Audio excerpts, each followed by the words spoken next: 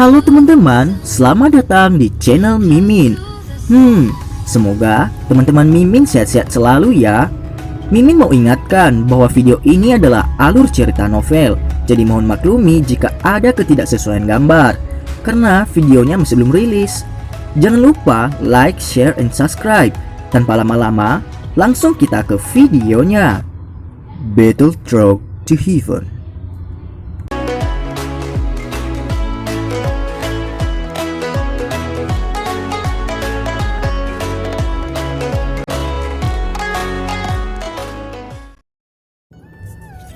Melanjutkan dari cerita sebelumnya, arena pertempuran adalah area paling populer di Akademi Dalam.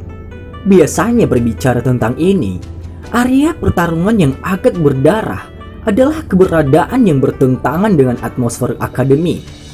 Namun Akademi Dalam ini tidak menghindari konflik semacam ini. Namun harus dikatakan bahwa keputusan Akademi Dalam adalah keputusan yang bijaksana. Keberadaan arena pertempuran mengakibatkan siswa Akademi Dalam menjadi berbeda dari siswa dari akademi lain yang hanya tahu bagaimana bertarung di permukaan. Jika siswa dari kelompok terakhir jatuh ke dalam pertempuran hidup dan mati yang brutal, kaki mereka akan bergetar. Di bawah prasyarat memiliki hadiah kaya energi api di arena pertempuran, akan ada banyak siswa yang bertarung di tempat itu. Meskipun kebanyakan orang ingin memuaskan keinginan mereka dan membuat terobosan dari pertarungan bisa mendapatkan hadiah tambahan di atas peningkatan pengalaman bertarung adalah sesuatu yang sangat senang diterima semua orang. Arena pertarungan penuh sesak dan dipenuhi dengan jumlah angka yang terhitung jumlahnya tanpa kecuali. Jika seseorang melihat sekilas, seseorang akan dapat melihat massa hitam kepala manusia yang banyak. Suara yang sangat berisik berdengung di telinga mereka, seperti suara mengerikan dari bor, menyebabkan kepala beberapa orang yang tidak terbiasa dengan suara itu merasakan sakit yang membengkak. Arena pertarungan yang sangat besar ini memiliki sejumlah platform yang cukup besar. Namun lebih dari setengah dari kerumunan manusia hari ini telah mengerumuni salah satu platform. Riak-riak kuat yang meletus dan bentrokan keras menyebabkan banyak teriakan dan raungan yang kuat untuk menguasai seluruh arena. Ketua, habisi dia. Biarkan para siswa baru itu tahu seberapa kuat geng putih kita. Beberapa siswa yang mengenakan lencana yang sama di galeri tontonan di luar medan pertempuran memandang pemimpin mereka di arena yang memiliki keuntungan besar dalam pertempuran.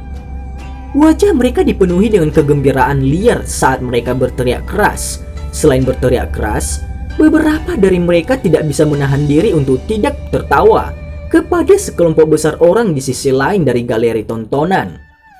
Meskipun mereka telah jatuh ke dalam kerugian besar di medan perang, wajah tenang wanita berpakaian hijau itu masih tenang.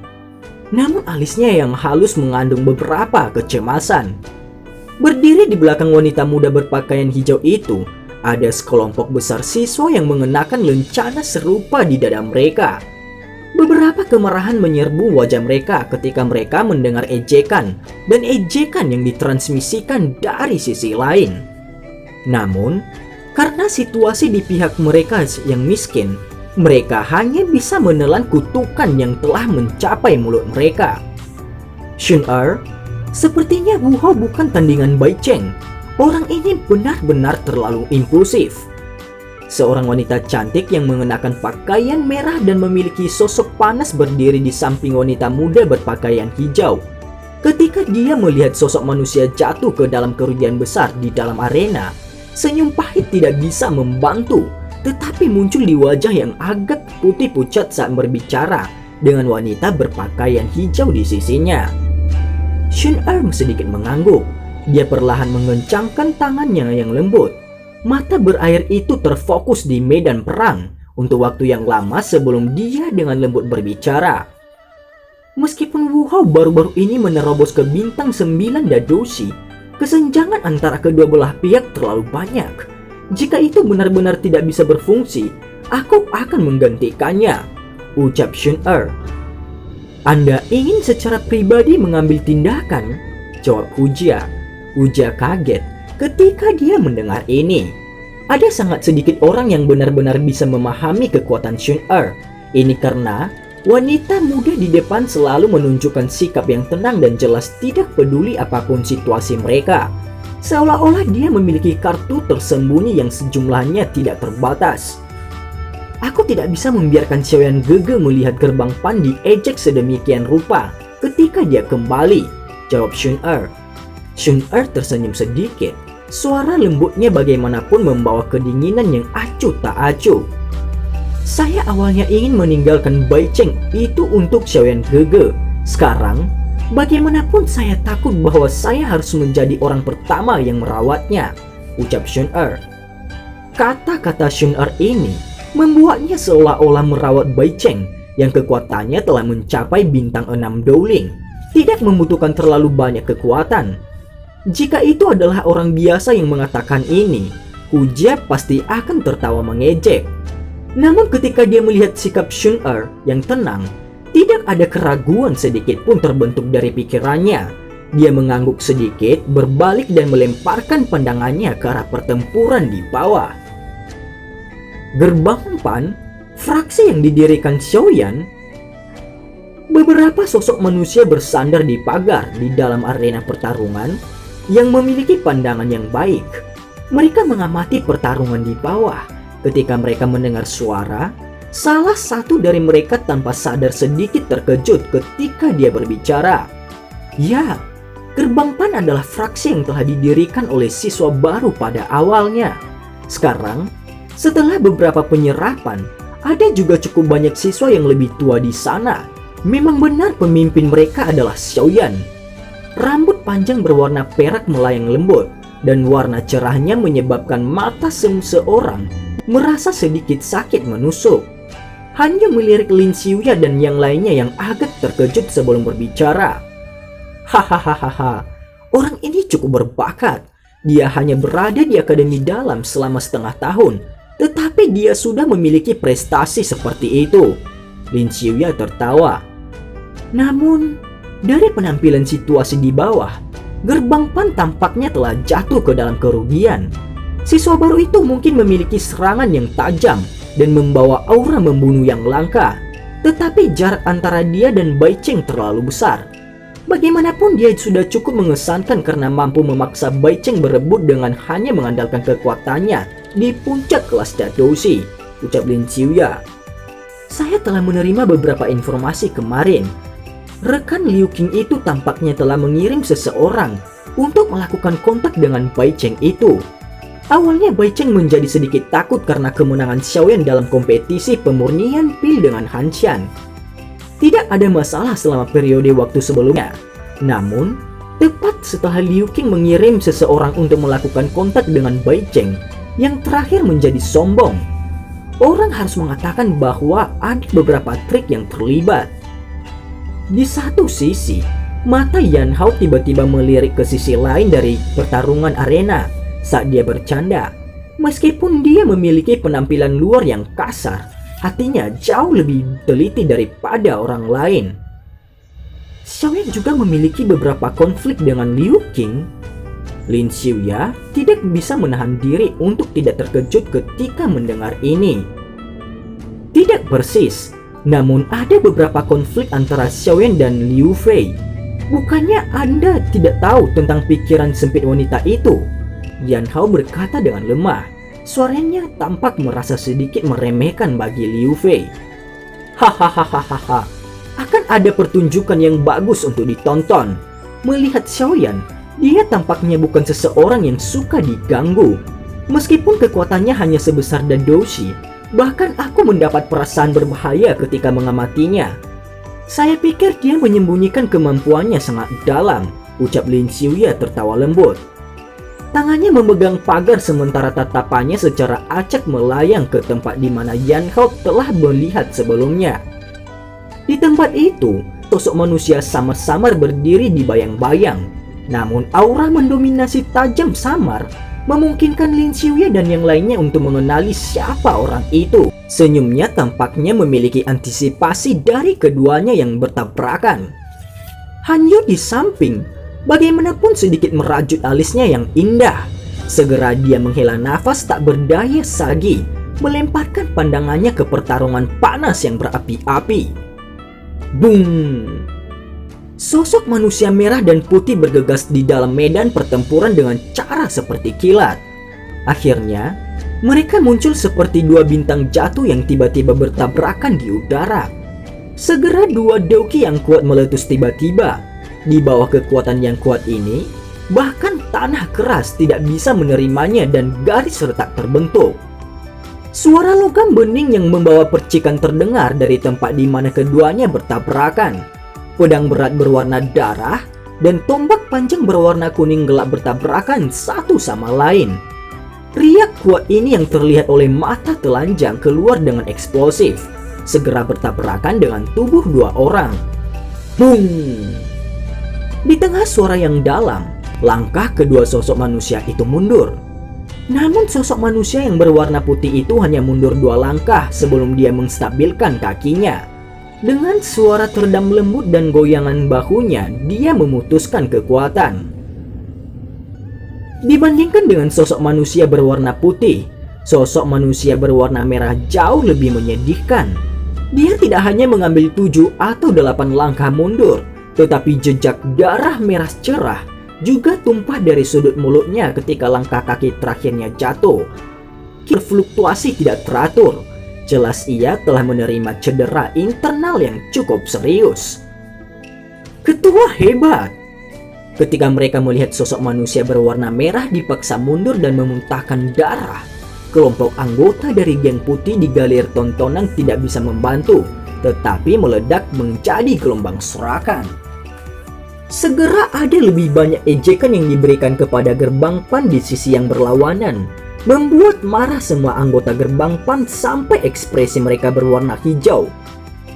Bocah liar dan sombong, Anda benar-benar ingin menantang saya ketika Anda hanya ada dosi bintang 9. Anda benar-benar terlalu percaya diri. Bai Cheng mengayunkan tombaknya yang berwarna kuning gelap dan meletakkannya sedemikian rupa sehingga miring ke tanah.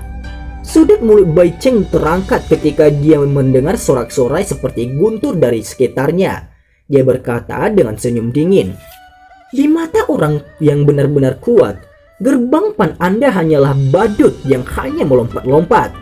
Jadi bagaimana jika Anda bisa mendapatkan energi api? Tidak peduli berapa banyak energi api yang Anda miliki, Anda hanya akan menjadi domba besar di mata orang lain jika Anda tidak memiliki kekuatan apapun," ucap Bai Cheng. Cek. Seteguk darah segar keluar dari mulut Wu Hao. Dia memiliki wajah yang gelap dan serius saat matanya menatap senyum dingin Bai Cheng dengan kilatan darah. Sikap itu seperti binatang buas yang haus darah dan ganas. Di bawah fokus ekspresif semacam ini, bahkan Bai Cheng merasakan sedikit kedinginan di tubuhnya. Cahaya darah melintas di mata Wu Hao. Sesaat kemudian, dia tampaknya telah membuat resolusi tertentu. Tangannya mengusap jejak darah dari sudut mulutnya. Setelah itu dia perlahan menarik garis dengan darah segar di pedang berat berwarna darah miliknya. Mengikuti noda dengan darah, pedang berat berwarna darah memiliki beberapa warna merah gelap yang samar-samar muncul. Kemerahan ungu yang aneh juga secara bertahap menyerbu wajahnya. Bai Cheng sedikit mengernyit ketika dia melihat tindakan aneh Wu Hao ini. Dia mengambil tombak panjang di tangannya dan mengerahkannya ke Wu Hao dari kejauhan. Pada saat Wu Hao bersiap untuk mengaktifkan kartu truf terakhirnya ke tingkat berikutnya, sosok cantik berwarna hijau tiba-tiba melintas dan muncul di medan pertempuran dengan gesit. Tangannya yang seperti giok putih sempurna dengan lembut menepuk pundaknya. Segera, energi liar dan keras yang bergulir di dalam tubuh Wu Hao menjadi tenang. "Biarkan aku menanganinya," ucap Shun Er. Suara lembut menyebutkan Wu Hao terkejut. Cek. Suara lembut. Cek. Suara lembut menyebabkan Wu Hao terkejut. Dia mengamati pinggang halus seperti wilau di depannya. Namun dia menggelengkan kepalanya dan berkata dengan suara yang dalam, Aku bisa menanganinya, jawab Wu Hao. Shun Er melirik samar-samar ke Bai Cheng sebelum segera memalingkan kepalanya dan merajut alisnya yang cantik sambil menatap Wu Hao yang ngotot. Di bawah tatapan tenang Bai Cheng, Wu Hao langsung dikalahkan. Dia tertawa terbahak-bahak dan hanya bisa dengan lembut berkata, "Hati-hati." "Mengapa? Apakah gerbang Pan tidak memiliki siapapun? Mereka benar-benar ingin membiarkan seorang wanita keluar. Di mana Xiaoyan? Kenapa aku tidak melihat sedikit pun jejaknya saat ini? Jangan bilang kalau dia takut," ucap Bai Cheng. Bai Cheng tanpa sadar mengejek dan tertawa ketika melihat bahwa Shun Er adalah orang yang melintas ke medan pertempuran. "Xiaoyan Gege tidak perlu bertindak untuk menanganimu," jawab Shun Er. Shun Er berkata dengan lembut.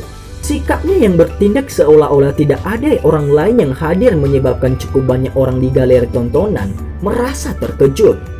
Hanya aura santai ini di hadapan lawan yang kuat menyebabkan beberapa orang meningkatkan kekaguman mereka pada wanita berpakaian hijau di medan perang beberapa kali.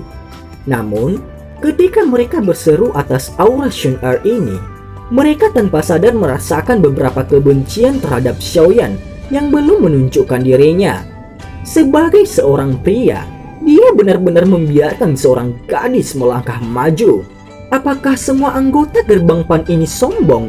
Kumpulan siswa baru tahun ini memang benar-benar memiliki sikap terburuk di antara semua yang datang dalam beberapa tahun ini, ucap Bai Cheng.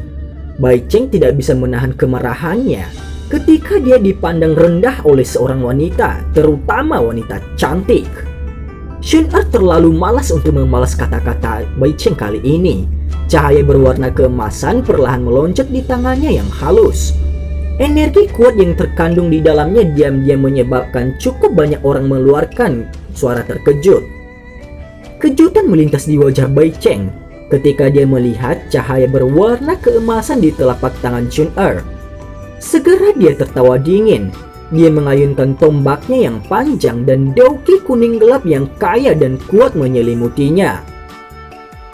Cahaya keemasan dan cahaya kuning gelap di medan perang semakin terang. Sesaat kemudian, kedua lampu menyala bersamaan. Akhirnya mereka menembak secara eksplosif di bawah fokus tatapan yang tak terhitung jumlahnya. Seketika, mereka bertemu di udara. Namun sama seperti semua orang berpikir bahwa tabrakan yang ganas akan sekali lagi meletus, suara samar petir bergema di samar-samar di dalam arena pertempuran. Seketika suara gemuruh itu muncul. Bayangan berwarna hitam tiba-tiba muncul di antara dua kelompok cahaya yang hendak melakukan kontak. Kedua tangan terulur dengan cara seperti kilat sebelum mereka menempelkan diri di pundak kedua belah pihak. Kekuatan lembut adalah yang pertama berkerumun, dengan lembut mengguncang Shun Er sampai dia melayang kembali ke tepi lingkaran pertempuran. Segera setelah ini, sisi lain yang melakukan kontak dengan Bai Cheng tiba-tiba melepaskan kekuatan ganas yang mengguncang yang terakhir sampai kakinya buru-buru mundur. Penampilan bayangan berwarna hitam serta Shun Er dan Bai Cheng yang dipaksa mundur adalah sesuatu yang terjadi dalam sepersekian detik. Sebagian besar orang yang hanya merasakan bahwa pandangan mereka menjadi sedikit buram. Segera mereka melihat dua sosok manusia dipaksa kembali dengan tatapan tertegun. Secara alami menjadi liar dan sombong membutuhkan modal untuk menjadi liar dan sombong. Jika pemimpin Bai Cheng merasa bahwa Anda tidak bisa lagi hanya duduk dan menonton, maka saya Xiaoyan bisa bermain dengan Anda. Tidak akan berkelahi dengan seorang wanita hanya menyebabkan Anda kehilangan status Anda, ucap Xiaoyan. Tawa samar tiba-tiba terdengar di dalam arena. Semua orang terkejut.